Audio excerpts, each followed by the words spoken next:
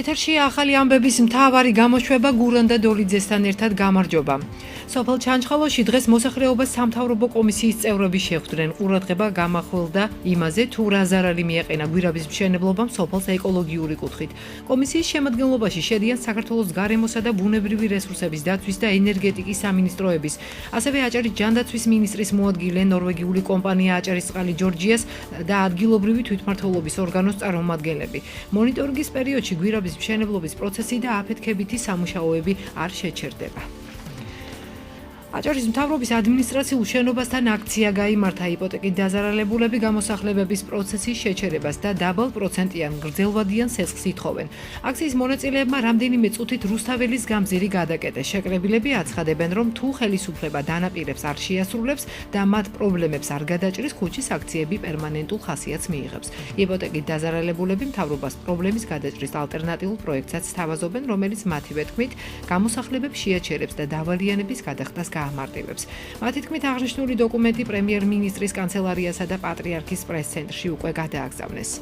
შეიქმნას ქონების მართვის სააგენტო, სახელმწიფო ქონების მართვის სააგენტო, რომელიც გამოისყიდის ჩვენს ქონებებს, გადაიტანს ამ ქონებას სახელმწიფო ბალანსზე და ჩვენ მოგვეცემა უფლება ხანგრძლივი დროის განმავლობაში კომუნალურ გადასახადებთან ერთად გამოვისყიდოს ჩვენი ქონება. ძალიან ვთხოვ ხელისუფლებას ტრაგიკომედიებს თავი დაანებონ და ერთმანეთს იჭიდეს და მოგხედონ. სანამ სასწაული არ მომხდარა, თითოეული ჩვენთაგანი არის დაღუპვის პირას მისული და ეს დაპირებები შეგვიცვლონ, რასაც გვირდებოდნენ. აქციის მონაწილეებთან უფლებადამცველი თამაზ ბაკურიძეც იმყოფებოდა. დაანებონ ერთმანეთთან ჯიბს თავი და მიხედონ სოციალურ პრობლემებს, რომლებიც რეგიონში ძალიან მწვავე დგას და ერთ-ერთი მწვავე პრობლემა, რა თქმა უნდა, იპოთეკით და ბანკით დაზარალებულთა მდგომარეობა, ვინაიდან ძალიან აქტიურ ფაზაში შევიდა ბოლო პერიოდში გამოსახლებების პროცესი. აჭარის უმაღლესი საბჭოს თავმჯდომარე ავთან დილბერიძე დღეს საქართველოს პრემიერ-მინისტრს ირაკლი ღარიბაშვილს შეხვდება. ინფორმაციას უმაღლესი საბჭოს ფრაქცია ქართული ოცნების თავმჯდომარე ადასტურებს. აკაკი ძნელაძის განცხადებით შეხვედრა ტრადიციულად ყოველთვიურად ტარდება და იგი მიმდინარე პოლიტიკური მოვლენების გამო არ დანიშნულა. პირდაპირ დაუკავშიროთ ეგ შეხვედრა განვითარებულ მოვლენებს, თუნდაც ამ ბოლო 4-5 დღის მანძილზე არ შეიძლება ესე ძალიან გამარტივებულად ვთქვათ. არის ეგ შეხვედრა, შეიძლება იქ იყოს ამაზე საუბარი, მაგრამ შეხვედრა არის შეხვედრისთვის, რომელიც ყოველთვის იმართება სადღაც თვეში ორჯერ. სახელმწიფო აუდიტის დეპარტამენტმა აჭარის რეგიონში 2014 წლის საქმიანობის ანგარიში დღეს მესამე სექტორის წარმომადგენლებს გააცნო. უწყებამ 2014 წელს აჭარაში 36 შემოწმება განახორციელა. მათგან 29 შემთხვევაში პირობითი, 7-ში კი უპირობო დასკვნები გააკეთა. 10 საქმის მასალები სამართალდამცავ ორგანოებს გადაეცა, 1 კი შემოსავლების სამსახურს გადაეგზავნა. რეგიონის აუდიტის დეპარტამენტის უფროსის ინფორმაციით სამთავრობო საკანონმდებლო თვითმმართველობისა და შეზღუდული პასუხისმგებლობის საწარმოების შემოწმების შედეგად შესაბამისი ანგარიშები და რეკომენდაციები უწყებამ სახელმწიფო აუდიტის ობიექტებს გადაუგზავნა. კახაბერ კირტავა მარასამთავრობო ორგანიზაციებს შეხვედრაზე 2015 წლის სამოქმედო გეგმაც გააცნო. აუდიტის შედეგად განვლენილი იქნა სხვადასხვა სახის დარღვევა ნაკლოვანებები, კერძოდ შეწყვილებში არსებულ ხარვეზებთან დაკავშირებით, ქონების განკარგვასთან არსებულ საკითხებთან დაკავშირებით, აღრიცხვა ანგარიშებასთან დაკავშირებულ საკითხებთან დაკავშირებით, რომელთან დაკავშირებითაც დეპარტამენტის მიერ მომზადებული იქნა შესაბამისი ანგარიშები და სარეკომენდაციო წერილები და დაეგზავნათ აუდიტის ობიექტებს. ამასთან მიგვაჩნია, რომ ჩვენს მიერ გაცემული რეკომენდაციების შესრულება თავის მხრივ ხელშეუწყობს რეგიონში საჯარო ფინანსების მართვის პროცესის გამოჯობესებას. ჩვენ შევისწავლეთ როგორც საკანონმდებლო და აღმასრულებელი ორგანოები, ისე თვითმმართველობის ორგანოები, ისე კერძო სამართლის იურიდიული პირები. შემოწმებულია ყველა სამინისტრო აბსოლუტურად, შემოწმებულია უმაღლესი საბჭო, შემოწმებულია მთავრობა, შემოწმებულია მუნიციპალიტეტები და ასევე რამოდენიმე შეფასება. მეორე წელია სახელმწიფო აუდიტი მესამე სექტორის წარმომადგენლებთან უწყების საქმიანობის შესახებ ინფორმაციების გაცნობის მიზნით შეხვედრებს პერიოდულად მართავს. არასამთავრობო ორგანიზაცია სამართლიანი არჩევნებისა და დემოკრატიის საერთაშორისო საზოგადოება აჭარის გურიისა და ფოთის რეგიონალური კოორდინატორის მადონა ბერიძის თქმით, აუდიტის წარმომადგენლებთან შეხვედრები სამთავრობო უწყებების საქმიანობას უფრო გამჭვირვალეს ხდის. ბისმიერი უწყების მუშაობისათვის მნიშვნელოვანი კომპონენტია მათი გამჭვირვალობა და ღიაობა და მივესალმებით იმ ასე ვთქვათ ტრადიციას, რომელიც აუდიტის სამსახურმა ბოლო 2 წლის განმავლობაში დაამყარა არასამთავრობო სექტორთან. ისინი უკვე 2 წელი პერიოდულად აკეთებენ ანგარიშის წარდგენას არასამთავრობო სექტორთან, რაც მნიშვნელოვანია. ჩვენ მოვისმენთ რიგი ინფორმაციები, რომელიც მათი საქმიანობიდან გამომდინარე არის გამოკვეთილი ამა თუ იმ საბიუჯეტო ხარჯების არამიზნობრივ ხარჯვასთან დაკავშირებით. კონკრეტული ფაქტების შეფასება ძალიან გამიჭირდება, თუმცა გარკვეული ინფორმაციები, რომელიც მათ ანგარიშებში არის ასახული, მედიის ინტერესის ქვეშ და მიმოხილვის არეალში არაერთხელ ყოფილი. ერთიანი ნაციონალური მოძრაობის წევრების ინფორმაციით აჭარის უმაღლესი საბჭოს დეპუტატი ქედის ყოფილი გამგებელი ირაკლი ბარამიძე პროკურატურაში მოწმის სახით დაიბარეს. ფაქტთან დაკავშირებით უმაღლესი საბჭოს ფრაქცია ერთიანი ნაციონალური მოძრაობის წევრმა პეტრე ზამბახიძემ განცხადება გააკეთა. მისი თქმით, პროკურატურამ დეპუტატ ირაკლი ბარამიძის დაბარების გადაწყვეტილება უმაღლესი საბჭოს საფინანსო საბიუჯეტო კომისიის თავმჯდომარის ალექსანდრე ჩიტიშვილის გადაყენების ინიციატივის შემდეგ მიიღო. ზამბახიძემ აჭარის უმაღლეს საბჭოსა და აჭარის მთავრობის თავმჯდომარეებს მიმართა. მისივე ინფორმაციით საქმის გამოძიება პროკურატურამ 2011 წლიდან დაიწყო და 2014 წლის 11 სექტემბერს განაახლა. უმაღლესი საბჭოს ფრაქცია მაღალმთიანი რეგიონების ფრაქციის თავმჯდომარე ირაკლი ბარამიძე დაიბარეს პროკურატურაში თითიდან გამოწვეული შეთითხნილი ბრალდების საქმეზე მოწმის სტატუსით და ჩვენ ამას პირდაპირ უკავშირებთ უმაღლეს საბჭოში ქართული ოცნების მიერ უმრავლესობის დაკარგვისა და თანამდებობის დაკარგვის შიშს, რომელიც დღეს აქვს ქართული ოცნების წევრებს. ჩვენ მიმართავთ აჭარის ავტონომიური რესპუბლიკის უმაღლეს საბჭოს თავმჯდომარეს, აჭარის ავტონომიური რესპუბლიკის მთავრობის თავმჯდომარეს. თავი დაანებონ პროკურატურის გამოყენებით უმრავლესობის შენარჩუნებას, საკუთარი თანამდებობებისა და კეთილდღეობის გახანგრძლივებისათვის ნუინადირებენ თითოეულ ხმაზე უმაღლეს საბჭოში და ნუ შეეცდებიან პოლიტიკური ოპონენტების უღირსი მეთოდებით განადგურებას. წინააღმდეგ შემთხვევაში ბუმერანგივით დაუბრუნდებათ უკან ეს უკანონო მოქმედებები და ჩვენ დაწყებულ საქმეს შევეცდებით, რომ ბოლომდე მივიყვანოთ. ირაკლი ბარამიძის ინფორმაციით პროკურატურაში ის დღეს მოწმის სტატუსითაა დაბარებული, რის შემდეგაც აღნიშნულ საკითხთან დაკავშირებით განცხადებას გააკეთებს. საქმე ქედაში ჩოგბურთისა და ფრენბურთის მოედნების მშენებლობას ეხება. პროექტის განსახორციელებლად ბიუჯეტიდან 80,000 ლარი იყო გამოყოფილი. სამუშაოები ტენდერში გამარჯვებულმა კომპანია გულები ოდემ შეასრულა. ერგეთ დარჩა მანდამანის დღეს მე მზადვარ რომ თანამშრომლობა პროკურატურასთან ვარ დაბარებული და როცა გამოვალ პროკურატურიდან გავეცნობ რომ რა შეასახმე და რა ხდება, ამის შემდეგ გაგცემთ აუზრო პასუხს. ხელვაჩაურის მუნიციპალიტეტში მოქმედ კერძო სამართლის სამეწარმეო და არასამეწარმეო იურიდიული პირების დაწესებულებებში რეორგანიზაცია დაიწყება. ამ საკითხზე დღეს ხელვაჩაურის საკრებულო სხდომაზე იმსჯელეს. არ არის გამორიცხული რეორგანიზაციის პარალელურად ოპტიმიზაციაც განხორციელდეს. ხელვაჩაურის გამგებლის განცხადებით ახალი კადრების შერჩევა კანონთან შესაბამისობაში მოხდება. ნადიმ ვარშანიძე რეორგანიზაციის აუცილებლობაზე საუბრობს და ყურადღებას მენეჯმენტისა და კომპეტენტური კადრების პრობლემაზე ამახვილებს. ერთიანი ნაციონალური მოძრაობის წევრი მიშა ხვალზე კი ამბობს, რომ რეორგანიზაცია სამსახურებიდან განსხვავებული შეხედულებების ადამიანების გასაშვებად დაიწყეს. ხელვაჩაურის მუნიციპალიტეტში 5 IP ფუნქციონირებს. ჩვენ ვნახეთ საქართველოს მასშტაბით ყველა თვითმმართველობებში და ყველა სტრუქტურაში მოხდა რეორგანიზაცია. რეორგანიზაცია ითვალისწინებს ქართული ოცნების, ესე ვთქვათ, არასასრული ადამიანების სახში გაშვებას. ხელვაჩაურში დარჩენილი არის IP-ები, სადაც ახლა აპირებენ არასასრული ადამიანების განთავისუფლებას. ჩვენ რა თქმა უნდა ამას მხარს არ დავუჭერთ, არც ახლა და არც არასდროს. ხედავ ჩვენ ხარვეზებს, ამიტომ გვინდა რომ ეს ხარვეზები გამოსწორდეს და ვფიქრობ რომ რეორგანიზაცია ამ ეტაპზე IP-ებში აუცილებელია, სწორედ ამ მიზნით შემოვედი ინიციატივით საკრებულოში, რომ ახლა მომავალში დავიწყოთ IP-ების რეორგანიზაცია. მენეჯმენტის პრობლემა ყველა IP-შია, ამიტომ ამას სჭირდება რეორგანიზაცია, როგორც სტრუქტურული, ასევე საკადრო რეორგანიზაცია. დღესვე ხელვაჩაურის საკრებულო სხდომაზე 14 საკითხზე იმსჯელეს. დადგენილებაში შესული ცვლილებების თანახმად ხელვაჩაურის მუნიციპალიტეტის გამგეობის ინფრასტრუქტურის, არქიტექტურისა და ზედამხედველობის სამსახურის წარმომადგენლებს საშუალება ექნებათ საჯარო სანქციები განახორციელონ. იგი მძიმე ტექნიკის გადაადგილების დროს შიდა სასოფლო გზების დანაგვიანებასა და ასევე სამშენებლო პროცესში გარემოს დაბინძურება შეეხება.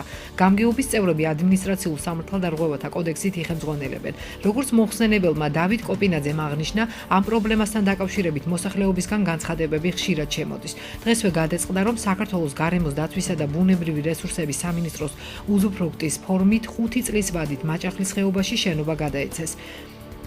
ოპოზიციონერი დეპუტატები დაინტერესდნენ თუ რა პროგრამების განხორციელებას გეგმავს უწყება ხეობაში. შესაძლოა მომდევნო სხდომაზე გარემოს დაცვის და ბუნებრივი რესურსების სამინისტროს წარმომადგენლებიც მოიწვიონ, რომლებიც ხელვაჩაურის საკრებულოს წევრებს სამოქმედო გეგმას წარუდგენენ. შესაძლებელია სანქციები გატარდეს მოქალაქეთა განცხადებების საფუძველზე, ასევე შეთანხმების განყოფილების მიერ ჩატარებული ღონისძიების შედეგად. ფაქტების მოპოვებას ალბათ ეს შეთანხმების სამსახური გამოიკვლიოს ფაქტის არსებობის შემთხვევაში გაატარებს ადგილზე გასვლის შედეგად დაადგენს არსებობის შემთხვევაში თუ რამდენად ქონდა აქტივ ფასეობას, ან მოხდება რამოდენიმე ხნის განმავლობაში მონიტორინგი ჩატარდება ადგილზე დათვალიერებები თუ რა ტემპით მიმდინარეობდა, რა სახის დანაშაულს ადმინისტრაციულ სამართალ დარღვევას ჰქონდა ამ ფაქტი. განვაგრძობთ გამოშვებას. ბათუმის მერიაში თანამშრომელთა კონკურსი ატესტაცია დაიწყო, რომელსაც იუსტიციის სასწავლო ცენტრი ატარებს. მაშინ მერიის ის მოქმედი თანამშრომლები მონაწილეობენ, რომლებსაც კონკურსი არ გაუვლიათ. პროცესი 5 დღის განმავლობაში გაგრძელდება. კონკურსში 506 კონკურსანტი მონაწილეობს, მათ შორის მერიის 138 მოქმედი თანამშრომელი და სამსახურის დაწყების მსურველები. მერიაში ვაკანტური 40 პოზიციაა. საკონკურსო საატესტაციო კომისიის თავმჯდომარის მოადგილის ნუკრი დეკანაძის თქმით, ატესტაციის შემდეგ კონკურსანტები გასაუბრებას გაივლიან. ქალაქ ბათუმის მერიის სისტემაში გამოცხადებული იქნა ატესტაცია და კონკურსი ერთდროულად. ატესტაციას გაივლის მერიის მოქმედი 138 თანამშრომელი. კონკურსის მეორე ეტაპი ეხება იმ 40 ვაკანსიას, რომელზეც პირველი ეტაპი გადალახეს კონკურსანტებმა, სულ მეორე ეტაპზე გადავიდა 506 აპლიკანტი. ბათუმის საბავშვო ბაღების გაერთიანებამ სკოლამდელი აღზრდის რამდენიმე დაწესებულების პედაგოგსა და მნეს საყვედური გამოუცხადა. საქმე ეხება ბოლო პერიოდში ბაღებში ჩატარებულ მონიტორინგს, რომლის მიხედვითაც რამდენიმე ბაღში მენიუს განაწილების კუთხით ხარვეზები დაფიქსირდა. გაერთიანებაში ამბობენ, რომ ამ ეტაპზე სერიოზული დარღვევები არ დაფიქსირებულა. საქართველოს პრემიერ-მინისტრი ირაკლი ღარიბაშვილი მთავრობის წევრებს მოუწოდებს თავიანთ უწყებებში მიმდინარე ცვლილებები მაქსიმალურად განმარტონ. ამ დავალებით პრემიერმა მინისტრებს მთავრობის დღევანდელ სხდომაზე მიმართა და მათ თავიანთი სიმართლის დასაცავად შეტევაზე გადასვლაც ურჩია. რა თქმა უნდა, ჩვენ არაფერი გვაქვს დასამალი, რასაც ვაკეთებთ სწორად. თუ შეცდომები მოგვდის, მათ ვასწორებთ და ვაგრძელებთ წისვლას, განაცხადა ღარიბაშვილმა. საქართველოს ჯანდაცვის მინისტრ დავით სერგეენკოს თქმით 15,000-ზე მეტი დასახელების მედიკამენტიდან მხოლოდ 100-მდე პრეპარატზეა ფასები გაზრდილი და ამ შემთხვევაშიც საშუალოდ 7-დან 10%-მდე. ფასების ზრდის ტენდენციის გაგრძელების შემთხვევაში პროცესში სახელმწიფო ჩაერთვება.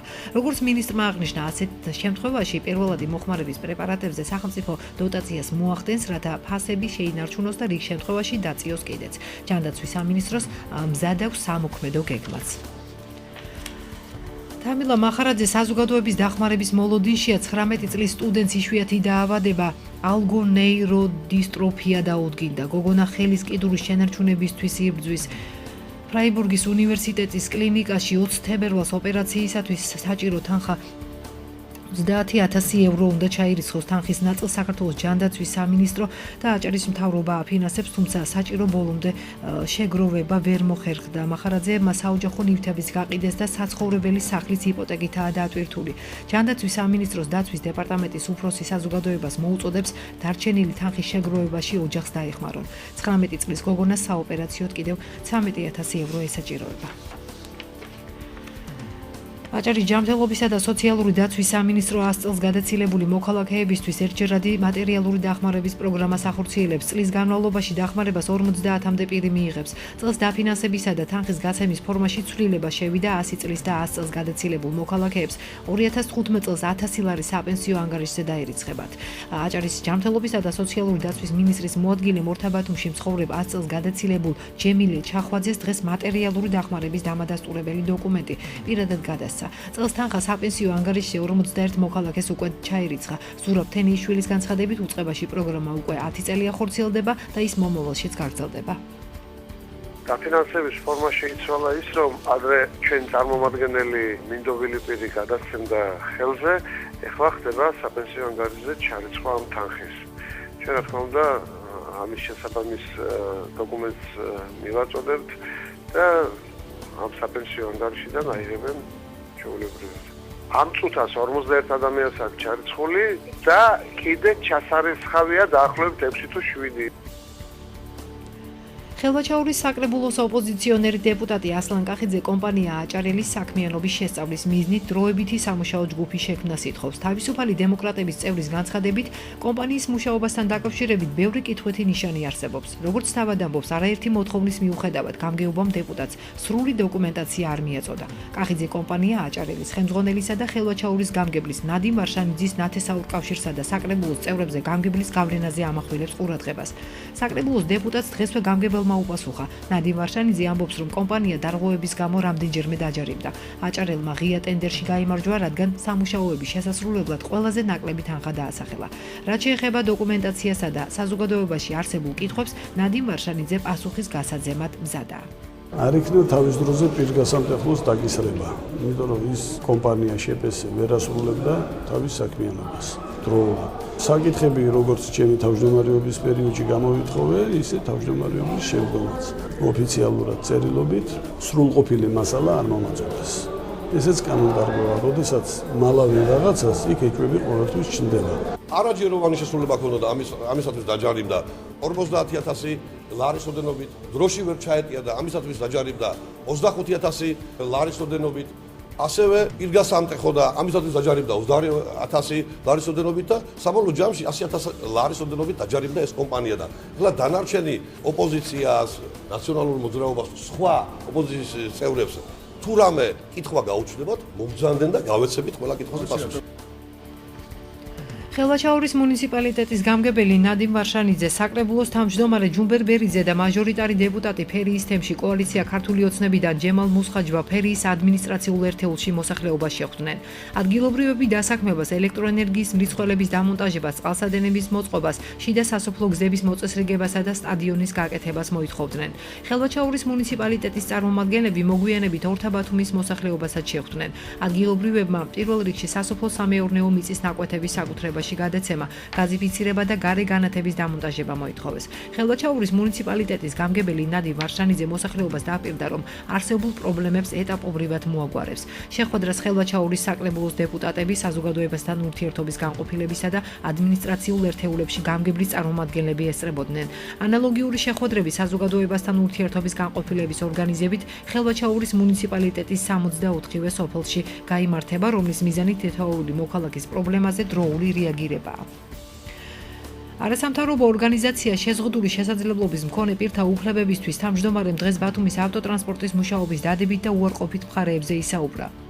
რა გაკეთდა იმისთვის, რომ შეზღუდული შესაძლებლობის მქონე პირების გადაადგილებასთან დაკავშირებული პრობლემები მინიმუმამდე შემცირდეს.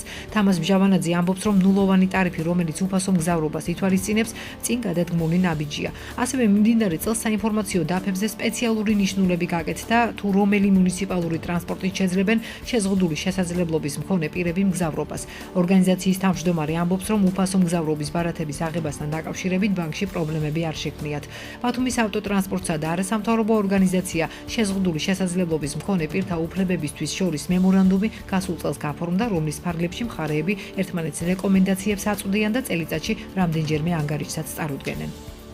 პრობლემები, იმიტომ რომ წლების წინ არც ავტობუსები ყავდა შემოპირებს, არც ესეთი საინფორმაციო დაფები გქონდა, რომ გწოდნოდა, მგზავრობა არ იყო უფასო. და წელს მოგვარდა ეს საკითხები, უკვე შემოპირებისთვის მგზავრობა ნულოვანი ტარიფით არის, ნელ-ნელა ხდება ახალი ინიციატივების და იდეების დანერგვა, რაც მე ვფიქრობ, რომ მიუთითებს ავტოტრანსპორტის გამართულ მუშაობაზე. ზნენი და ვნებანი, ასე ქვია ლადო სესიაშვილის წიგნს, რომლის პრეზენტაციაც დღეს აკაკი წერეთლის სახელობის ბათუმის საჯარო ბიბლიოთეკაში გაიმართა. წიგნში ავტორის 300-მდე სხვადასხვა ჟანრის სონეტია შესული. მუსიკალურად გაფორმებულ ღონისძიებაზე ლადო სეიდიშვილი პოეტებმა, მეგობრებმა და ოჯახის წევრებმა კიდევ ერთხელ გაიხსენეს. წიგნის პრეზენტაციას პოეტის შვილი ნატალია სეიდიშვილიც ესწრებოდა. ბატონი ლათო გამორჩეული ბათუმელი პოეტია და მის პოეზიაზე არაერთი თაობა გაიზარდა. რა თქმა უნდა, მნიშვნელოვანია, რომ მისმა ნაწარმოებმა კვლავ ნახოს მზის შუქი და თავიდან მივიდეს მკითხველებთან. სწორედ ამიტომ მერიამ 2014 წლის მუნიციპალური პროგრამის ფარგლებში დაბეჭდა წიგნის ზნენი და ვნებანი. წიგნის ნელი და ვნებანი ბათუმის მერიის 2014 წლის მუნიციპალური პროგრამის ფარგლებში დაიბეჭდა. მერიის განათლების და კულტურის განყოფილების უფროსის ლამზირა ბოლქვაძის ინფორმაციით, აღნიშნული პროგრამის ფარგლებში თვითმმართველობა არაერთი წიგნის დაბეჭდვას აპირებს. ძალიან მოგრძალებული პიროვნება იყო საერთოდ, მორიდებული. უყვარდა ჩრდილში ყოფნა, არასოდეს არ უყვარდა პომპეზურობა და ამიტომ ყოველთვის ერიდებოდა ეკრანს, ჟურნალისტებთან ინტერვიუს. ამიტომ უფრო ნაკლებად იცნობდა ხალხი. მას უფრო რთული ფორმის ლექსები ჰქონდა, სონეტები. და სონეტების გვირგვინი ეს პირველი არის საქართველოში, ვინც ლადო სეიდიშვილმა ესეთი სონეტების გვირგვინი გამოსცა. კენტავრების მარულა უწინ. ეხლა არის ეს ნენდავნებანი. ნენდავნებანი ადრეც ჰქონდა გამოცემული, მაგრამ ეს არის უკვე შევსებული, უფრო სრული სახით გამოცემული და ძალიან ბევრი სონეტი არის შიგნით შესული ახალი. თქვენ მოისმინეთ ახალი ამბების მთავარი გამოშვება გურან და დოლიძესთან ერთად. კარგად ბრძანდებოდეთ.